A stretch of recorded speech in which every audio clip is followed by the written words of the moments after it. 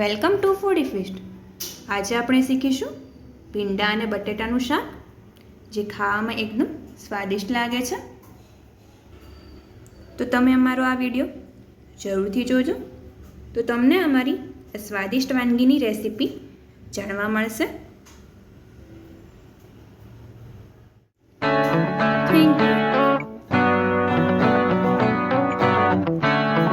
અહીં આપણે ભીંડા લીધા છે. ભીંડાને ધોઈ લીધા હતા અને તેને ધોઈને લૂછી લીધા છે. અને એક બટાટાને આપણે છોલી લીધું છે. હવે આપણે ભીંડાને નાના નાના પીસીસમાં કટ કરી લઈશું.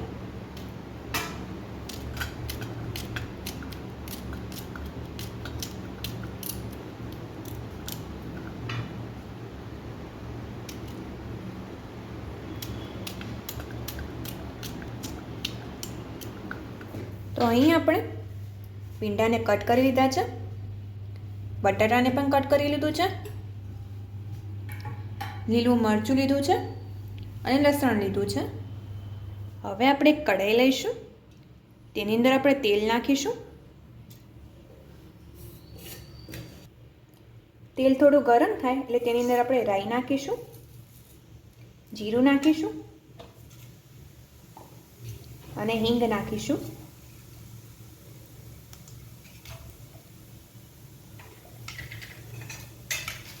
રાઈ ફૂટે એટલે તેની અંદર આપણે લસણ અને લીલા મરચાંને એડ કરી દઈશું.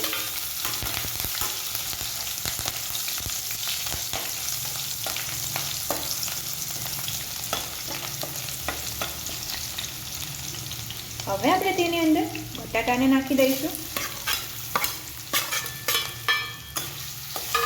અને આને સાંતળી લઈશું.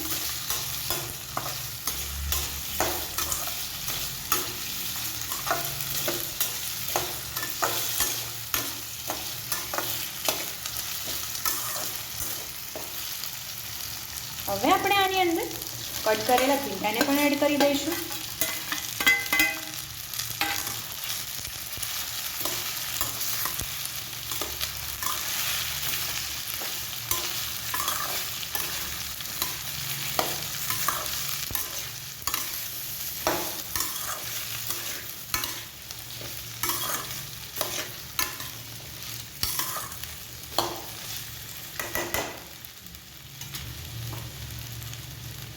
હવે આપણે તેની અંદર મીઠું એડ કરીશું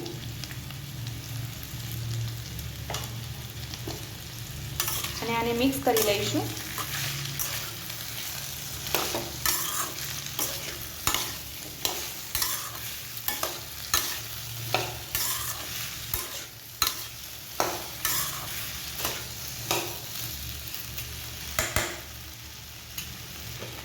હવે આપણે આને થોડી વાર ચડવા દઈશું.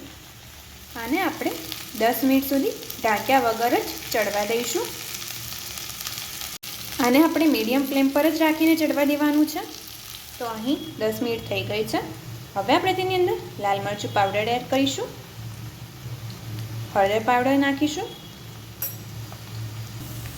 ધાણા જીરું નાખીશું અને આને મિક્સ કરી લઈશું.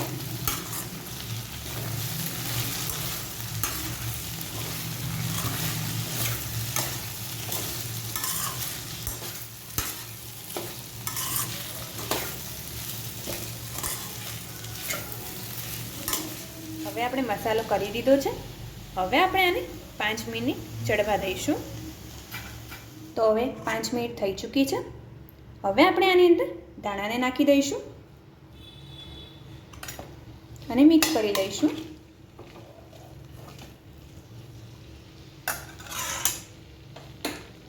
તો આપણું ભીંડા બટેટાનું શાક રેડી છે.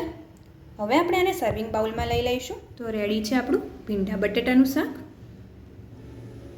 જે ખાવામાં એકદમ સ્વાદિષ્ટ લાગે છે. જો તમને અમારી આજની આ રેસીપી પસંદ આવી હોય તો અમારી ચેનલને લાઈક, શેર અને સબસ્ક્રાઈબ જરૂરથી કરજો. Thank you.